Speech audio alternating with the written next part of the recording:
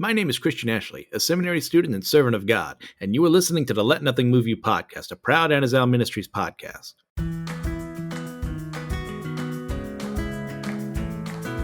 Welcome back, everyone, to the next episode of the Let Nothing Move You podcast. I'm your host, Christian Ashley. As we continue on through the book of Numbers, we are almost there. We're in the home stretch at the end of this book, as we will then move on from there to Deuteronomy. As you can probably tell by the sound of my voice, I am quite sick yet again. So I'm going to try to mute myself before I cough. But as you just probably heard, that didn't happen. So we'll see how it goes. I'll try not to sniffle too. Try being the operative word, as the great sage Chip Ashley always says. Try is just a three-letter word for failure. I was just up in Chicago with my dad to go visit my brother and niece. And, children just love sharing things. And lovely Malin decided that she loved me so much, she had to give me her flu. So here I am in the midst of allergies as well. It's kind of the perfect storm of awfulness. So I'm going to do my best to get through this. We're going to work together. We've got 3 chapters of Numbers to cover here. So let's just get into this, and we are going to just get it done. So we're going to be in chapters 28 through 30, starting in 28, verses 1 through 15. The Lord spoke to Moses, saying, "Command the people of Israel and say to them, my offering, my food for my food offerings, my pleasing aroma, you shall be careful to offer to me at its appointed time. And you shall say to them, this is the food offering that you shall offer to the Lord, 2 male lambs a year old without blemish, day by day as a regular offering. The one lamb you shall offer in the morning, and the other lamb you shall offer at twilight. Also 1/10 of an ephah of fine flour for a grain offering, mixed with 1/4 of a hin of beaten oil. It is a regular burnt offering, which was ordained at Mount Sinai for a pleasing aroma, a food offering to the Lord. Its drink offering shall be 1/4 of a hin for each lamb. In a holy place you shall pour out a drink offering of strong drink to the Lord.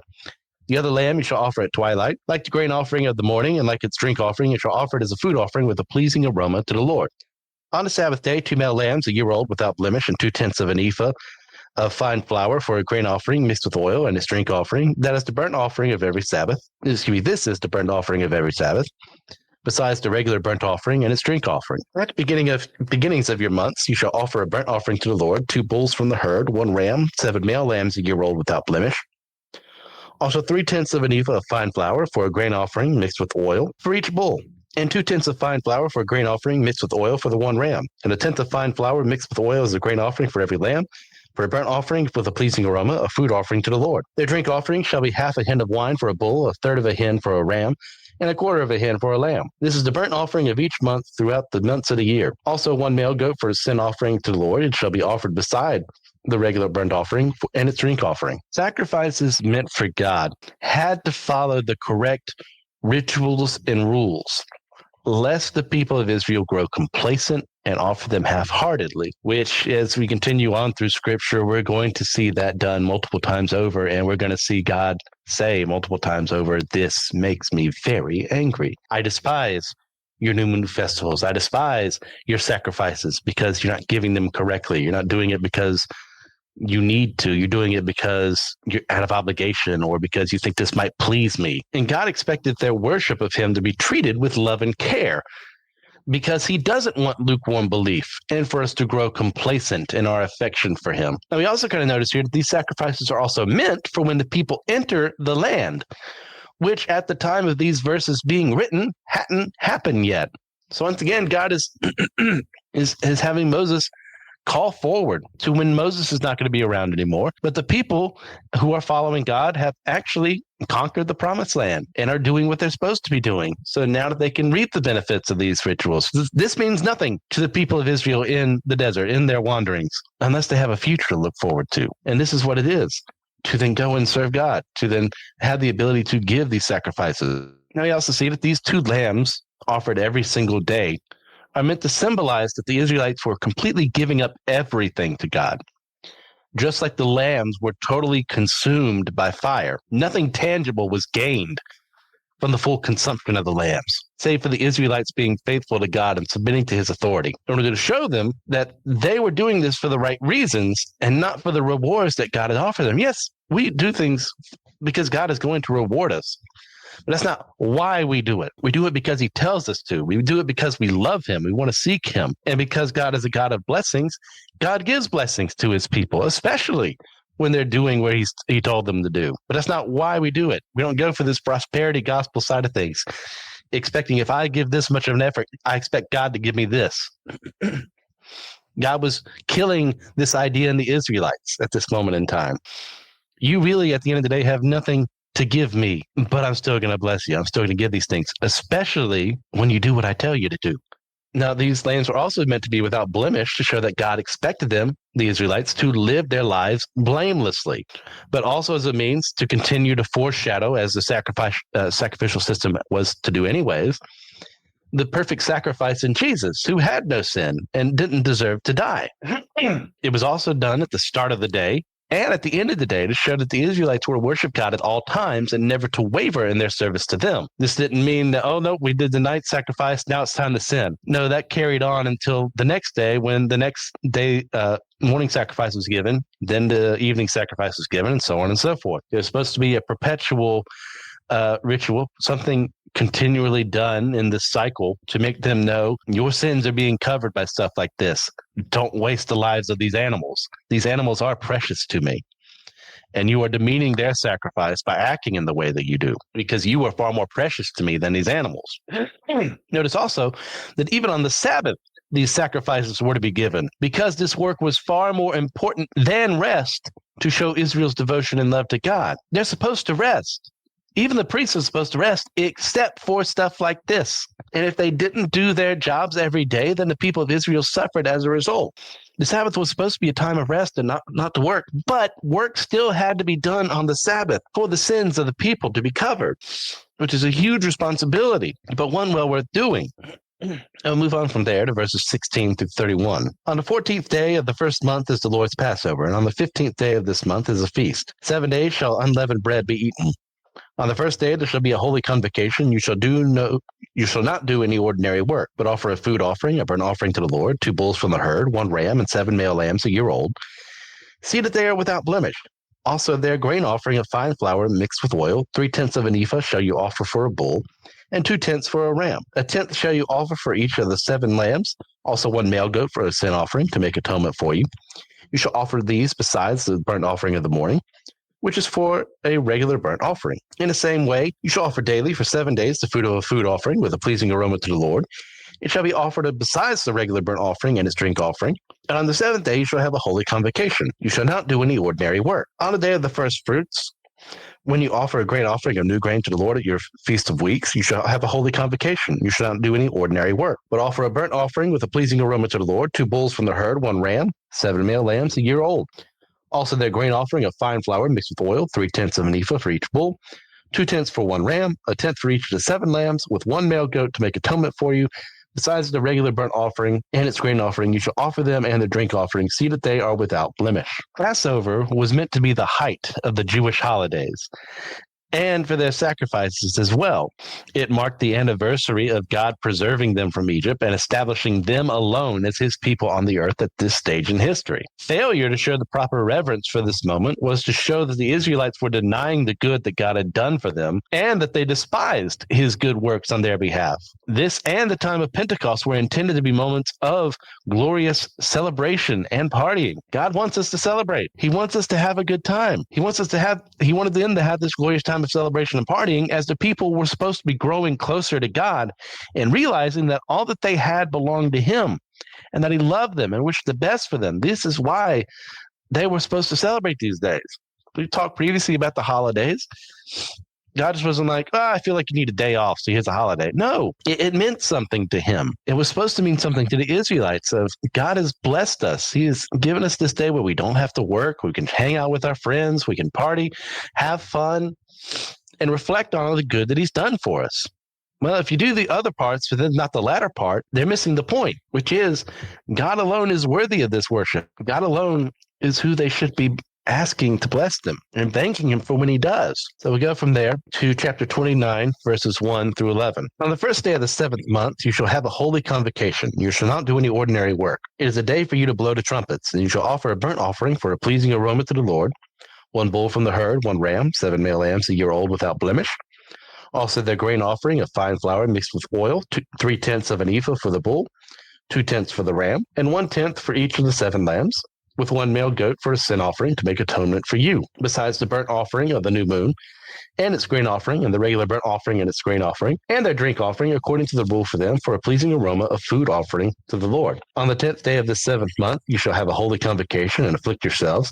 You shall do no work, but you shall offer a burnt offering to the Lord, a pleasing aroma, 1 bull from the herd, 1 ram, 7 male lambs a year old. See that they are without blemish. And their grain offering shall be of fine flour mixed with oil, 3/10 of an ephah for the bull, 2/10 for the ram, for the 1 ram, 1/10 for each of the 7 lambs, also 1 male goat for a sin offering, besides the sin offering of atonement, and the regular burnt offerings, and its grain offering, and their drink offerings. The Feast of Trumpets and the Day of Atonement were likewise special holy holidays, meant for Israel to celebrate as a whole in order to recognize all that God had done for them on their behalfs. But primarily, they were there to serve as solemn reminders that God had covered the sins of the Israelites, and that they had no means on their own of having this done without him allowing the deaths of animals and their blood to cover them from their sins. The Day of Atonement especially was not meant to be as celebratory as other holidays. It was meant to be celebratory, but not as celebratory, as it was intended to be a time of reflection and worship. One meant to show that the Israelites had been given much by God and that they had never once earned his love and favor, yet he had given it freely anyways. And we'll go from there to verses 12 through 40. On the 15th day of the 7th month, you shall have a holy convocation. You shall not do any ordinary work, and you shall keep a feast to the Lord 7 days. And you shall offer a burnt offering, a food offering with a pleasing aroma to the Lord, 13 bulls from the herd, 2 rams, 14 male lambs a year old. They shall be without blemish. And their grain offering of fine flour mixed with oil, 3/10 of an ephah for each of the 13 bulls, 2/10 for each of the 2 rams, and 1/10 for each of the 14 lambs. Also 1 male goat for a sin offering, besides the regular burnt offering, its grain offering, and its drink offering. On the 2nd day, 12 bulls from the herd, 2 rams, 14 male lambs a year old without blemish, with the grain offering and the drink offerings to the bulls, for the rams, and for the lambs, in the prescribed quantities. Also 1 male goat for a sin offering, besides the regular burnt offering and its grain offering, and the drink offerings. On the 3rd day, 11 bulls, 2 rams, 14 male lambs a year old without blemish, with the grain offering and the drink offerings for the bulls, for the rams, and for the lambs, in the prescribed quantities. Also 1 male goat for a sin offering, besides the regular burnt offering, and its grain offering, and its drink offering. On the 4th day, 10 bulls, 2 rams, 14 male lambs a year old without blemish, with the grain offering and the drink offerings for the bulls, for the rams, and for the lambs, in the prescribed quantities. Also 1 male goat for a sin offering, besides the regular burnt offering, its grain offering, and its drink offering. On the 5th day, 9 bulls, 2 rams, 14 male lambs a year old without blemish, with the grain offering and the drink offerings for the bulls, for the rams, and for the lambs, in the prescribed quantities. Also 1 male goat for a sin offering, besides the regular burnt offering, and its grain offering, and its drink offering. On the 6th day, 8 bulls, 2 rams, 14 male lambs a year old without blemish, with the grain offering and the drink offerings for the bulls, for the rams, and for the lambs, in the prescribed quantities. Also 1 male goat for a sin offering, besides the regular burnt offerings, its grain offering, and its drink offerings. On the 7th day, 7 bulls, 2 rams, 14 male lambs a year old without blemish, with the grain offering and the drink offerings for the bulls, for the rams, and for the lambs, in the prescribed quantities. Also 1 male goat for a sin offering, besides the regular burnt offering, its grain offering, and its drink offering. On the 8th day you shall have a solemn assembly. You shall not do any ordinary work, but you shall offer a burnt offering, a food offering with a pleasing aroma to the Lord, 1 bull, 1 ram, 7 male lambs a year old without blemish, and the grain offering and the drink offerings for the bull, for the ram, and for the lambs in the prescribed quantities. Also 1 male goat for a sin offering, besides the regular burnt offering, and its grain offering, and its drink offering. These you shall offer to the Lord at your appointed feasts, in addition to your vow offerings and your free will offerings, and for your burnt offerings, and for your grain offerings, and for your drink offerings, and for your peace offerings. So Moses told the people of Israel everything, just as the Lord had commanded Moses. Now this 8-day period of the Feast of Tabernacles, Feast of Booths, was designed to keep the people's minds on what God had done for them, and the cost of their sins in the amount of animals that had to die, in addition to the daily sacrifices that the priests were already doing on their behalf. The 8th day required the Israelites to gather together and celebrate as they marveled at what God had done for them. Now, these animals are not dying needlessly, or at least they're not supposed to be. If they're actually following God, if they're actually submitting to these rituals, to these holidays, then these animals are dying for the purpose of freeing the people at least temporarily, from the consequences of their sins. Now, as we've noted before, this does not fully remove their sins because Jesus has not died yet as the perfect sacrifice. But without that happening, they have no other way to free themselves from the wrath of God. No other culture in the world has this blessed opportunity. No other culture had been given a guarantee either that if they followed him, they would have enough animals and then more in excess to where they wouldn't need to worry about how many animals died for the sake of these sacrifices. Only Israel was given this promise because God was faithful to them and he loved them and he wanted to give them a way for their sins to be covered, because it's still, depending on when the Exodus is, either 1,200 or 1,400 years until Jesus comes around on the scene to sacrifice himself on our behalf. So they need something, and God gives them something out of love for them. Now, later on, when the Pharisees gained unrighteously their priestly power in Israel, they added on to this ceremony, as they are wont to do, because, unlike it will say later on that you don't add to this law, but guess who added on to the law? They had to do things their own way. They had to make themselves more righteous than other people. So what they would do when this was being celebrated, sorry, I'm becoming a man in the midst of all this, is that when this was being celebrated, they would bring spring water, or i.e. living water, which is water that gushes forth, is not stagnant, from the pool of Siloam, as part of this ceremony to show the gift of life that came from the living water. Now, I'm not going to go over to John 7 because my voice is already bad enough and I don't want to add more work to myself. But no, if you go there, this is what it's referring to. Jesus used their added heresy against them in John 7 as a means to show them that he was the living water that would satiate their thirst and bring them peace. They're trying to bring themselves peace through rituals, through being more pious than other people. But that's not the point of this. The point of this is to say, God, we can't do it, and you're offering us a way out that we don't deserve. So we're going to follow you. We're going to follow these rituals, these sacrifices, to do things your way, not to add on to what we want, in preparation for the day when the Messiah does come. And Jesus was right there. And they just didn't recognize it, or they refused to recognize it. Because then it meant they'd had to change. Then it meant they'd lose power. They'd have to actually submit to God instead of just saying they represented God. Now we notice here, Moses ends this section as he does, show not only his authorial intent, but also to relate the news of these sacrifices to the Israelites, to show them that they had a future in the promised land, and that if they actually wanted to get these blessings and promises, then they had to follow the law and love God above all else. He knows that he will not be with them when the time comes to cross the Jordan River.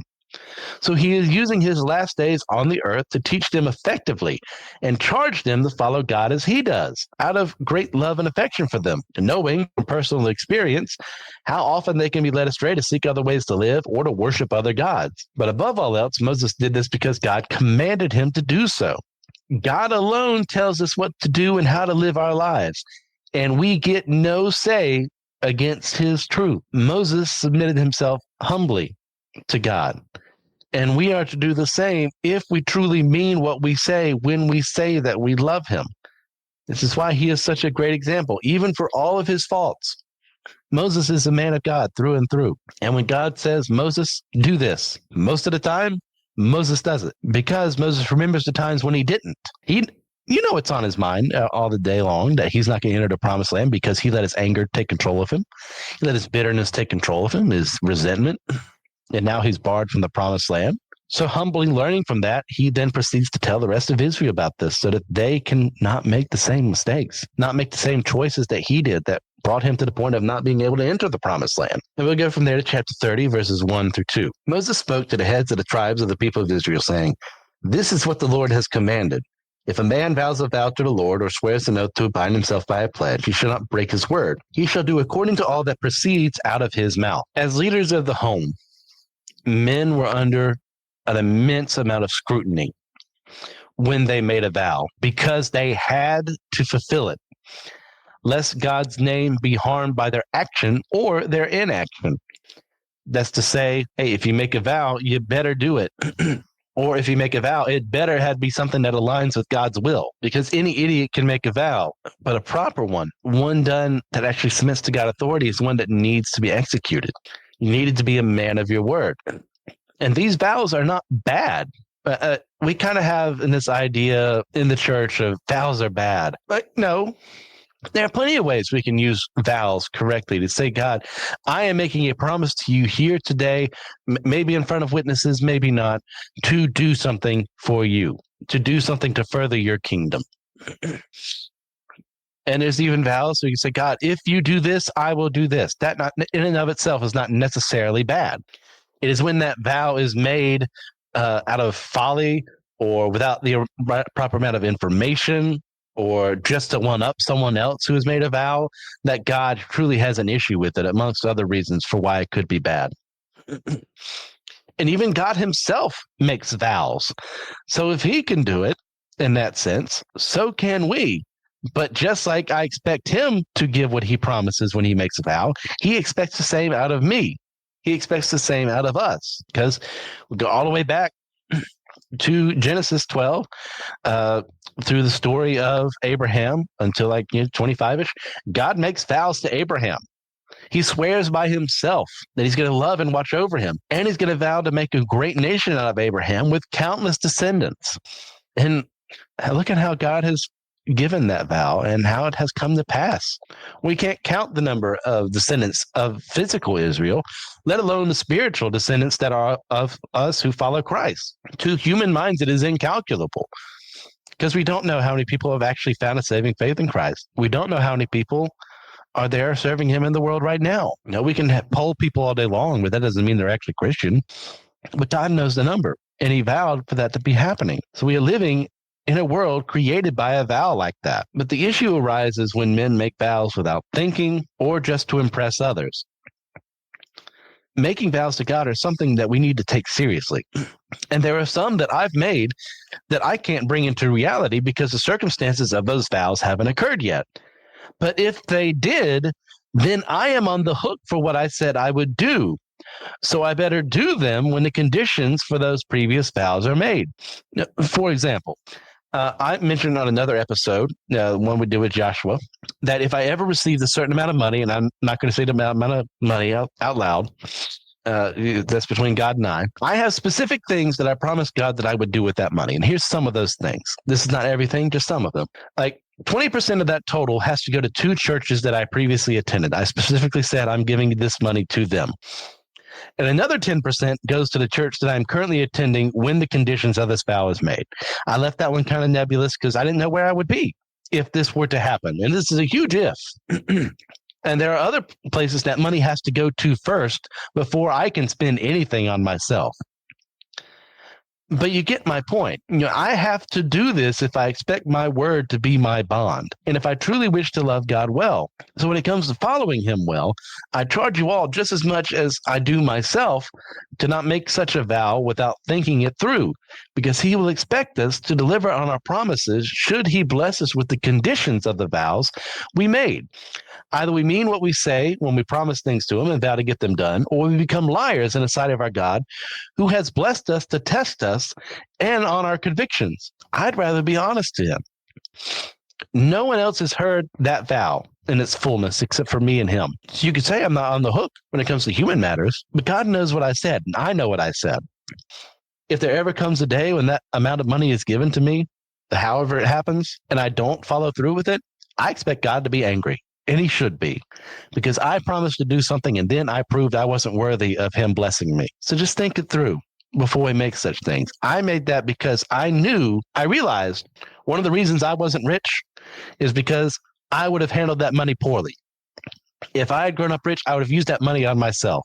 And God was preserving me from that to make sure that I understood the value of money, the value of living frugally, the value of giving money to him as tithing, that I wouldn't have done in the same way had I been rich, had I had money that I could just bought whatever I wanted. So in light of that, I made him that vow. Like, look, if you ever do choose to bless me this way, I'm going to prove that you were right to do what you did. And I'm going to do these things. I'm going to give this money to these people, to these churches, before I even focus on myself, because I want that money to be used wisely.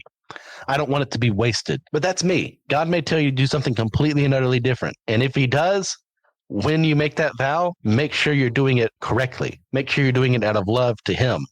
And we'll go from there.